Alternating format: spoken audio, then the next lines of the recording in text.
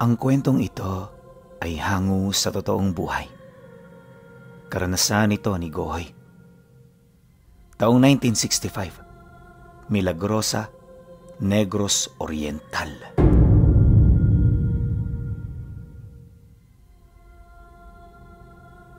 Noong mga panahong ito, nakatira malapit sa lugar ng mabuhay ang pamilya ni Gohoy. Kagaya ng ibang naninirahan sa malayo, araw-araw silang nakikipagsapalaran sa baryo para magbenta ng mga gulay at iba pa. Mahirap lang din naman sila pinuno, pero kahit gano'n ang sitwasyon, ni minsan hindi pa nila nasubukang manghingi sa kapwa. Di man sa pagmamayabang pero mas mayaman pa sila sa mga taong nasa baryo. Hindi lang yun kita sa kanilang katayuan, ngunit si Gohoy na mismo ang makapagsasabi na ito ay totoo. Kung hindi nyo kasi naitatanong, maraming ginagawa ang kanyang mga magulang. Yung tatay niya, pinuno ng isang mersenaryong grupo, habang yung nanay naman niya, tagabigay ng proteksyon sa mga magnanakaw sa bayan. Lihim lang ito ng kanilang pamilya, na pawang iilang tao lang din ang nakakaalam. Dagdag pa niya na, ang paghahanap buhay nila sa baryo ay pawang pagpapakitang tao lamang upang hindi sila mapaghinalaan. Isa rin ito sa kalimitan nilang ginagamit para manmana ng mga manlalako na napapadaan sa kanilang lugar. Sa pamamagitan nito, magkakaroon ng ideya ang tatay nila kung kailan at kung saan aatake.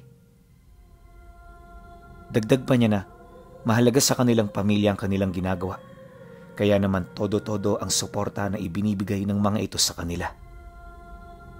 At sa loob ng ilang taon pinuno, hindi pa sila nagkamali sa kanilang trabaho. Habang tumatagal, mas nasasanay silang magkapatid hanggang sa dumating ang araw na hindi nila inaasahan. Sa pagkakatanda ni Gohoy, araw noon ng Martes, nang magtinda sila sa baryo. Kagaya ng kasyual nilang ginagawa, pumunta sila rito magbabandang 7:00 ng umaga para maglako. Nataon kasi noong araw ng saod, kaya naman inaasahan nila na maraming pupuntang manlalako. Ang kaso lang, pagdating nila noon sa merkado, bigla na lamang silang hinarang ng iilang kalalakihan. Hindi sila doon makawala dahil sa panahong yon, medyo binatilyo pa itong si Gohoy. Edad 19 anyos pa lang siya noon, kaya literal na wala talagang palag sa mga kalalakihang nasa edad 40 na. Paglibot naman ng mga ito sa kanila, dali-dali sila nitong dinala sa parte ng merkado na wala gaanong tao. Ayon kay Gohoy, na di pa man sila dito nakakarating, naging marahas na sa kanila ang mga ito. Habang naglalakad kasi, nakakaramdam na siya ng malalakas na pagtulak. Animoy may kinikimkim na galit ang mga ito sa kanila. At hindi lang yon, pagpasok nila sa isang abandonadong pwesto, bigla nitong tinadyakan papalapit sa upuan ang mga kapatid niya. Sa sobrang lakas ng pagkakasipa, tumama ang nguso nito sa dulo ng upuan, kaya naman napasigaw ito ng malakas. Dumugo rin ang ilong nito, dahilan para mapilitan siyang tumayo para sa mga kapatid niya.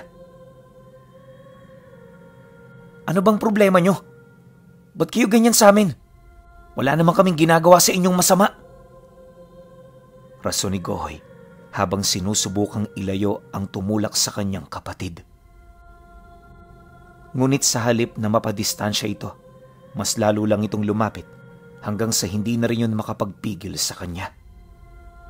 Walang sabi-sabi, bigla siya nitong kinaltukan ng kamao sa ulo, dahilan para bumagsak siya sa lupa.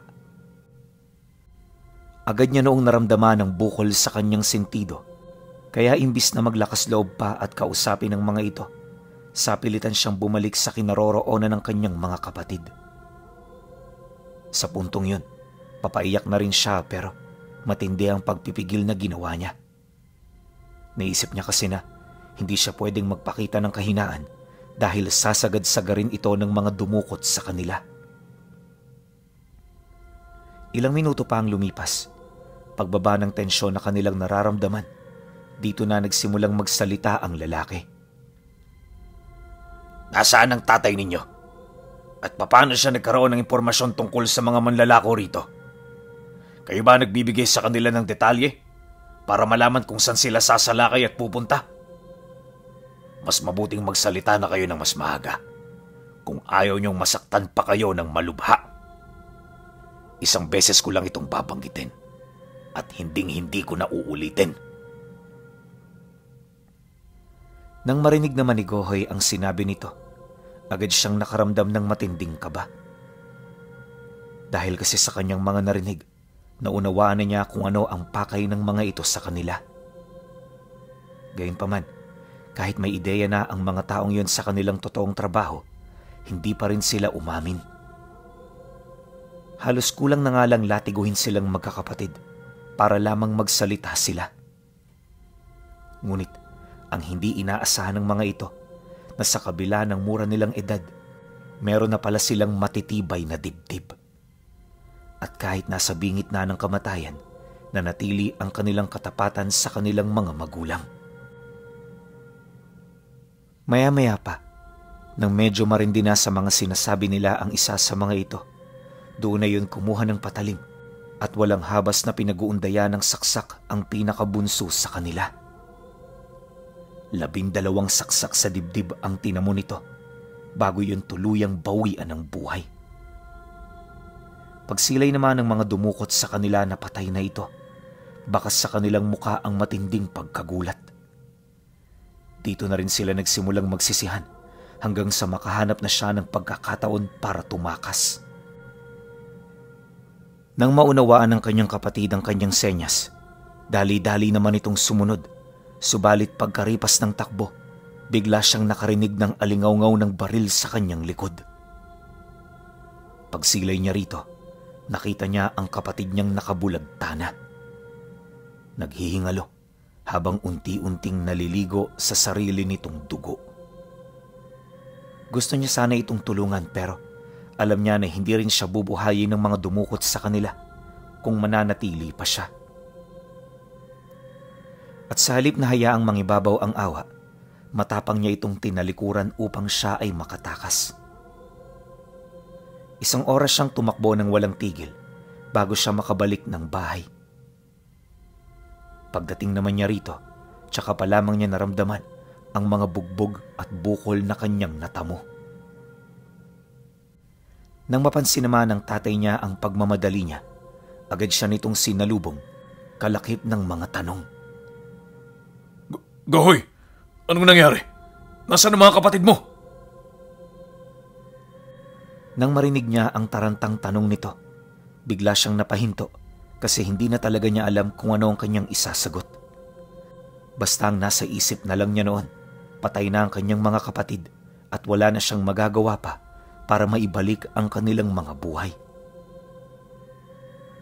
Ilang minuto pa ang lumipas, napahagulgol na lamang siya sa iyak habang nagsusumbong sa kanyang ama. Masakit man at nakakabigla ang mga pangyayari para sa kanya, pinilit niyang ilahad ang katotohanan. Alam niya kasi na hindi niya ito pwedeng itago dahil kung ano man ang dinanas ng mga kapatid niya, ganun din ang pagdadaanan nila sa oras na masukol sila ng mga ito. Nang marinig naman ng tatay niya ang lahat-lahat, bigla itong nagmumumura. Galit na galit, animoy gusto nang puntahan ng mga taong pumatay sa kapatid niya para pugutan ang ulo.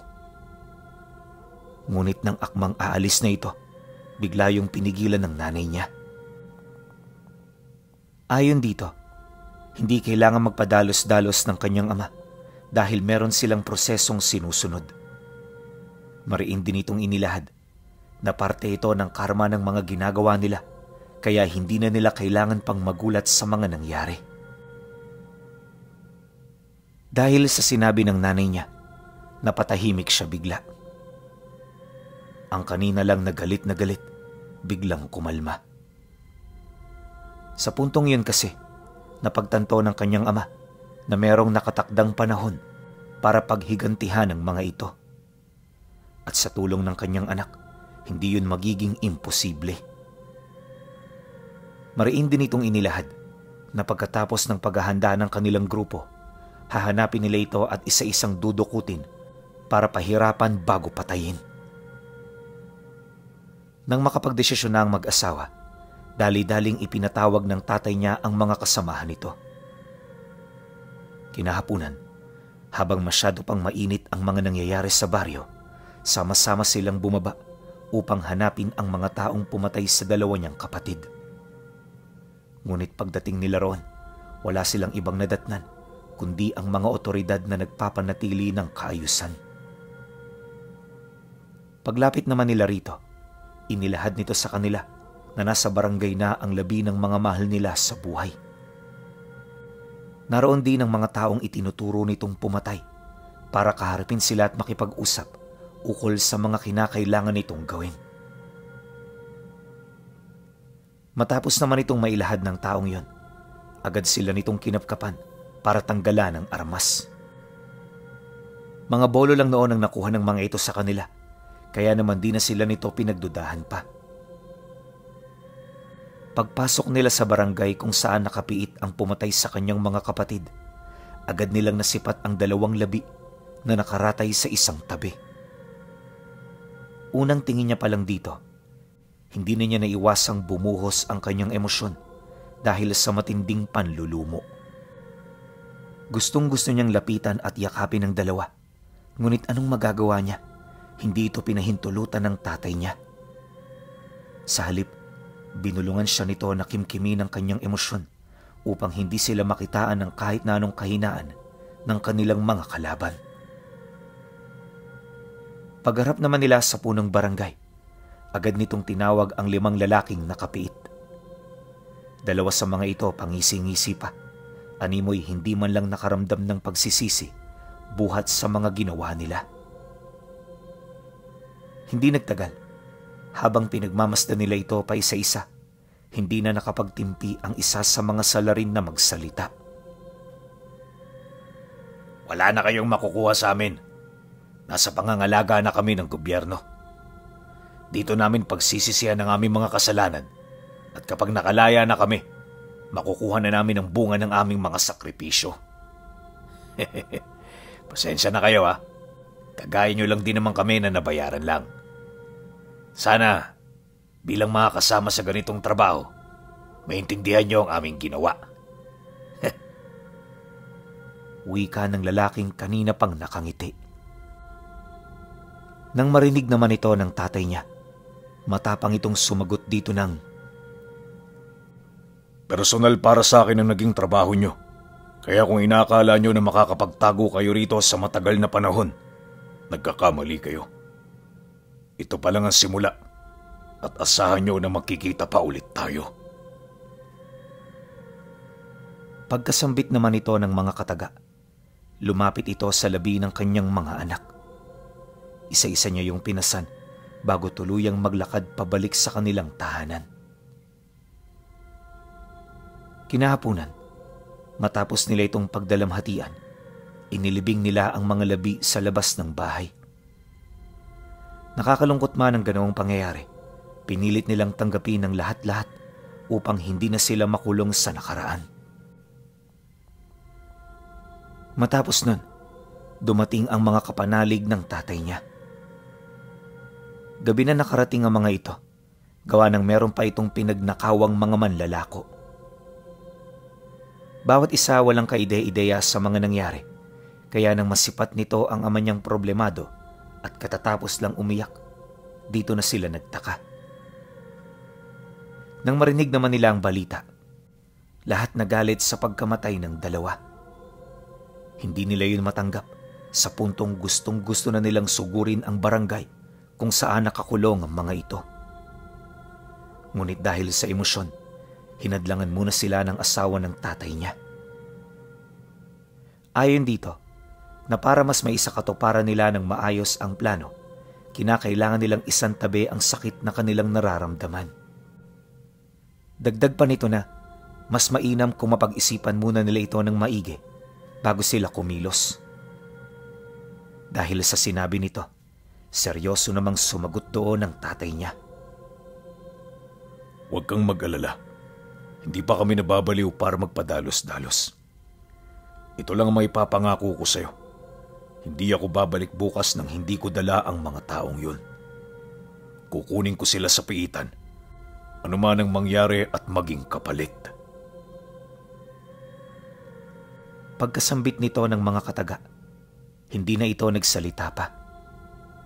At sa halip na makipag-argumento sa kanyang asawa, napilitan itong lumabas kasama ang mga tauhan niya.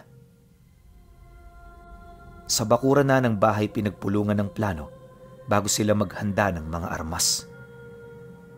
Pagpatak naman ng alauna, habang laganap ang katahimikan sa paligid, dahan-dahan nang umusad ang grupo. Lahat ng karga nila nakataas na upang malabanan ang mga otoridad kung sakali mang magkaroon sila ng engkwentro sa mga ito. Pagdating nila noon ng baryo, direkta nilang tinungo ang barangay. Nang marating nila ito, agad nilang pinatulog ang mga bantay bago sila kasywal na pumasok sa pinto. Hindi sila natinag kung meron mang makakita, gawa ng nakasuot sila ng talukbong. Maya-maya pa, nang marating nila ang piitan, isa-isa nilang hinugot mula rito ang mga sangkot sa pagkamatay ng kanyang mga kapatid. Isa-isa nila itong tinalian sa paa bago kalad ka rin pabalik sa bahay nila. Eksaktong 4:00 ng madaling araw, nakauwi ang grupo bitbit ang mga may sala. Pagdating nila sa bakuran, isa-isa nila itong pinaluhod habang tinatalian ang mga binti. Binusalan din nila ito sa bunganga ng damit na halos abot na sa lalamunan. Ayon sa kanya na hindi pa man nagsisimula ang grupo ng tatay niya, brutal na ang pagpapahirap na pinagdaanan ng mga salarin. 2 sa mga ito muntik ng bawian ng buhay dahil sa hindi na yon makahinga ng maayos. Mabuti na lang, naluwagan ang busal nito kaya hindi ito nahimatay. Pagputok naman ng bukang liwayway, paulit-ulit ng hinataw ng latigo ang mga salarin. Sumasabay ang ungol nito sa tilaok ng manok na siya namang nagbibigay ng magandang musika para sa kanyang ama at sa mga kasamahan nito. Kalaunan, nang manggitata na sa sugat ang likod ng mga sangkot, dito pa lamang nila ito tinantanan. Hindi na muna nila yun pinaslang dahil sa meron pa silang malaking plano bago yun paaminin. Pagsapit ng 7:00 ng umaga, bahagya namang napatigil sa pag-aalmusalang pangkat ng tatay niya matapos dumating ang mga taga-baryo. Binubuo ito ng mga tanod, pribadong grupo na may mga armas at iilang kapamilya ng mga dinukot nila. Pagsilay naman dito ng tatay niya, malugod nila itong pinapasok sa loob ng bakuran. Hinarap nila ito ng maayos, animoy wala silang kaide-ideya sa mga nangyayari. Pagharap naman ng tatay ni Gohoy sa kapitan ng barangay, nginitian niya ito habang kasywal na tinatanong ukol sa kailangan nito. Subalit nang marinig naman ito ng kapitan, padabog itong sumagot sa kanya ng, "Huwag mo ngang binibilog ang ulo ko. Alam namin na kayo ang dumukot sa mga nakapiit kagabi. Ibalik nyo na sila sa amin. Hayaan nyo magdusa sila sa ilalim ng batas ng ating bansa. Hindi magiging makatarungan ang pagkamatay ng mga anak mo kung kayo magpaparusa sa kanila." Nang marinig naman ito ng tatay niya, bigla namang sumeryoso ang mukha nito. Hindi nagtagal, matapang itong sumagot sa kapitanang, "At bakit? Ano ang pinagkaiba ng batas nyo sa batas namin? Sa amin sila nagkasala, kaya sa amin sila magbabayad. Kung makapagsalita ka, akala mong taas mo na. Akala mo nauunawaan mo na ang aming mga nararamdaman. Pero nagkakamali ka. Hindi sapat ang pagpiit sa kanila para mabigyan ng hustisya ang mga anak ko. Buhay ang kinuha nila sa amin, kaya buhay din ang aming kukunin. Pasensya ka na, Kapitan, pero wala sa isip ko na ibalik silang lahat sa inyo. Magkakamatayan muna tayo bago nyo makuha ang gusto ninyo.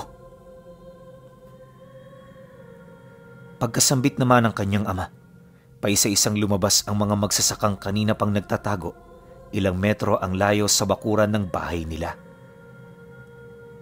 Ayon kay Gohoy, hindi mga ordinaryong tao ang mga ito. Gawa ng lahat ng yon, pawang merong dugo ng mga aswang. Matagal na rin itong katuwang ng kanyang ina, kaya nasisiguro niya na hinding-hindi sila nito iiwan. Nang mapansin naman ito ng kapitan, sa halip na matakot, tinawanan lang nito ang kanyang mga nakita.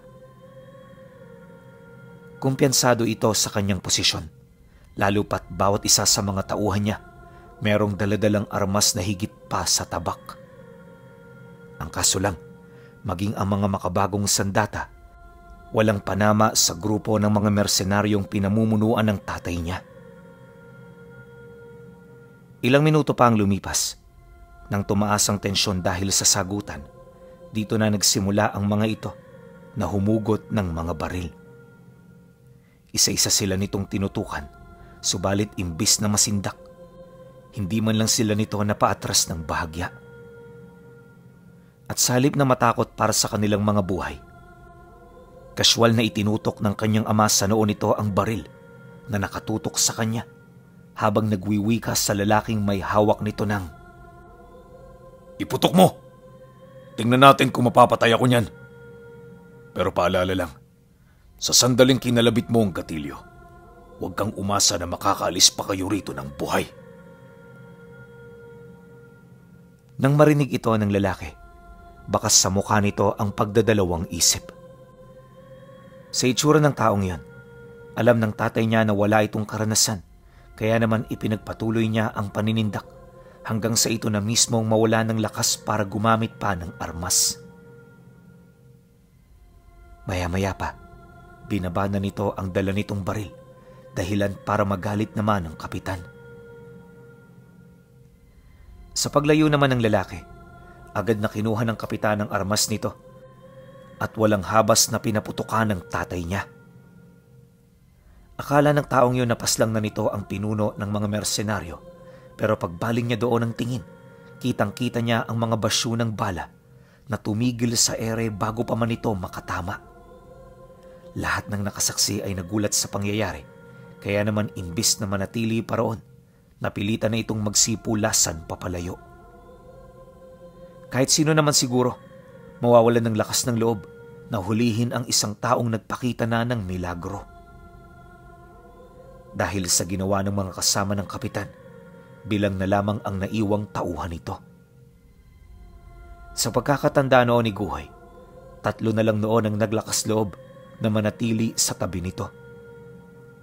Habang namamagitan ng 3, sinubukan nitong pakalmahin ng kapitan, gayon din ang kanyang ama.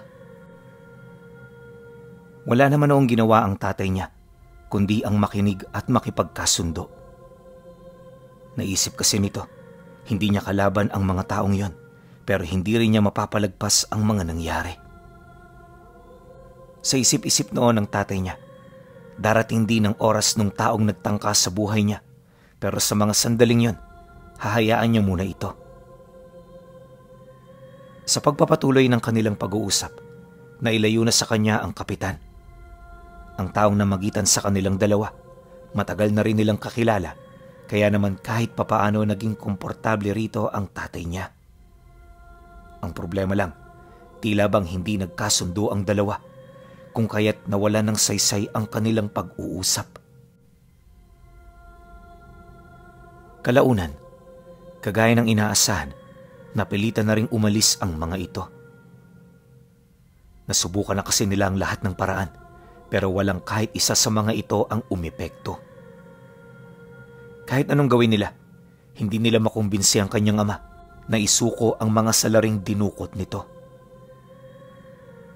Dahil sa ganoong pangyayari, wala na silang nagawa kundi ang bumalik. Pagalis naman ng mga panauhin, malakas ang kutob ng tatay niya na babalik pa rin ng mga ito para kunin ng sapilitan ang mga bihag nila. Hinding-hindi niya yun papayagan, kaya naman hanggat may oras pa, pinulong na niya ang mga kasamahan niya. Lumapit na rin siya sa kanyang asawa nang sa gayoy marinig nito ang mga plano na kanyang naiisip. Kalin, kailangan ko ng tulong mo. Hindi namin kakayanan na bantayan ng lahat ng dako dito sa atin. Isa pa, meron din kaming pinagkakaabalahan. Kaya kung pwede sana, kayo na ang bahalang magbantay dito. Nang marinig naman ito ng kanyang ina, tumangulang ito hudyat ng pagsang-ayon.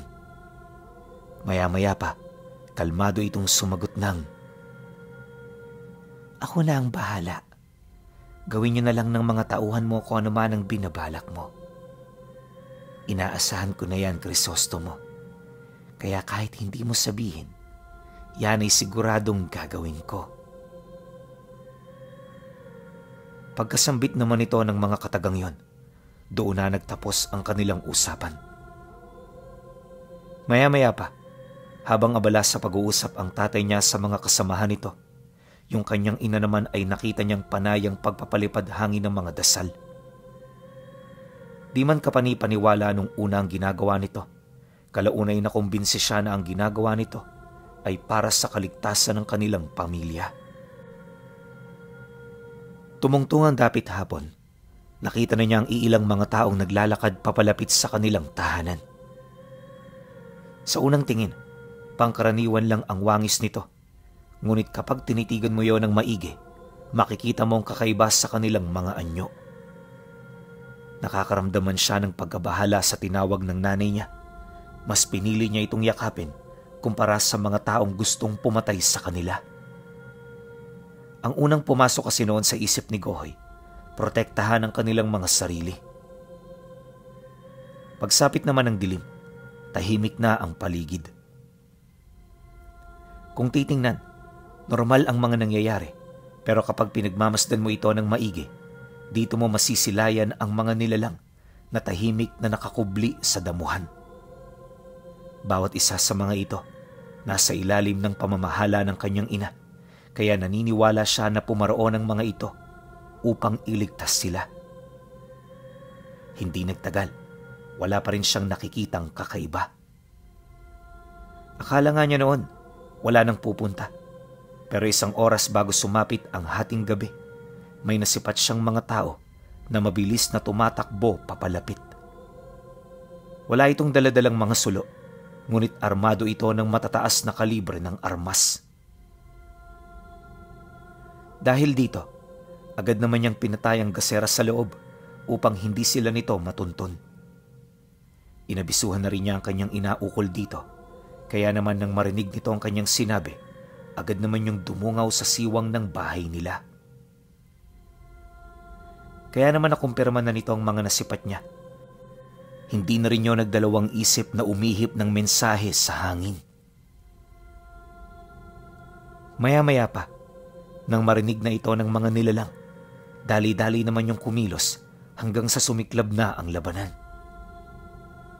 Ayon kay Gohoy Pinuno, na noong mga sandaling yun, parang napakabilis ng mga pangyayari.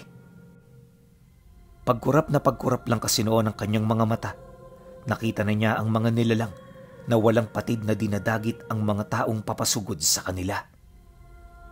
Paulit-ulit na naganap ang ganoong bagay, hanggang sa napilitan na ang mga ito na umatras sa kanilang pamamahay. Di nagtagal, nang masipat yon ng nanay niya na nagtago na sa mga kakahuyan, agad naman yung lumabas para gawin ang panghuling atake na napag-usapan nito at ng kanyang mga kaibigang aswang. 10 buhay na salita lang noon ang binitawan ng nanay niya bago sila makarinig ng sunod-sunod na malalakas na sigaw. Bahagya itong umikot sa lahat ng direksyon at kalaunay muling bumalik sa katahimikan ang paligid. Doon na niya nakita ang iilang mga taong naglalakad papalabas ng kakahuyan. Direkta nitong tinahak ang daan patungo sa bahay nila habang humihikbi sa pag-iyak. Wala siyang ideya kung ano nangyari sa mga ito, ngunit nasisiguro niya na kagagawa nito ng nanay niya. Maya-maya pa, pagdating naman ng mga taong yon, napansin niya na parang nangingitim ang mga mata nito. Wala na rin yun sa kanilang mga sarili indikasyon na nasa ilalim na ito ng mahika. Akala niya kung ano lang doon ang gagawin ng nanay niya, pero pagharap ng mga ito, nagulat siya ng utusan nito ng kanyang ina na makipagbuno hanggang kamatayan sa kanilang mga kasama. Sa isang iglap, agad naman itong ginawa ng mga biktima hanggang sa magpagulong-gulong na ito sa lupa. 2 oras na nakipaglaban ng mga ito sa bawat isa bago tuluyang matalo ang mga katunggali nila. Pagkatapos ng pangyayaring yan, lahat ng nagwagi, hinanap ang kanilang mga sandata para iputok sa kanilang mga ulo. Dahil dito, walang kahit isang tao ang natira. Ilang minuto pa ang lumipas, ang mga nilalang namang nagmamasid sa paligid, inutusan na ring umalis ng nanay niya. At nang ito na lamang ang natira sa labas, napilitan na rin siyang lumabas ng bahay para magtanong ukol sa mga ginawa nito. Noong una, todo iwas pa ang kanyang ina. Pero dahil sa pangungulit niya, wala na rin itong nagawa kundi ang magsabi ng totoo. Huli na nang malaman noon ni Gohoy na ang nanay niya pala, anak ng reyna ng mga aswang. Ito ang dahilan kung bakit nagkakaroon ito ng kapamahalaan sa lahat ng lahi. Tapos ang kanyang ama naman na siyang pinuno ng mga mersenaryo, isang kawal lang pala ng lahi na pinagmula nito. Kagulat-gulat man ang revelasyon para kay Gohoy, sinikap niyang maniwala. Alam niya kasi na hindi marunong magsinungaling ang nanay niya, kaya naman lahat ng sinasabi nito, bagaman imposible, naniniwala siyang totoo. Pagsapit ng 1:00 ng madaling araw, dumating ang tatay niya. Kagaya ng inaasahan, dala-dala na nito ang kapitan. Nakatali yun sa baging ng ratan, kaya halos ang kabuuang tinik nito bumaon sa kanyang katawan. At sa estado rin ng kapitan, wala na itong pag-asa na makabalik sa dati nitong buhay. Dumaan pa ang mga araw, isinama ito ng tatay niya sa pagpaparusa. 64 na araw ang naging pananatili ng mga ito sa bahay nila bago yun pa isa-isang namatay. Pagtatapat ni Gohoy pinuno na sa lahat ng parusang nakita niya, yon ang pinaka-nakakatakot sa lahat. Hindi niya halos maisip kung papaano nagtagal ang mga taong pumatay sa kanyang kapatid ng ganoong kahabang mga araw. Tumandaman at nawala na kay Gohoy ang lahat. Patuloy pa rin nagsisilbing bangungot sa kanya ang 60 araw na pagpaparusa sa mga nahuli nilang bihag na naisakatuparan ng kanilang pamilya dahil sa namumukod tangi ang kanyang ina na tinaguriang anak ng reyna ng mga aswang.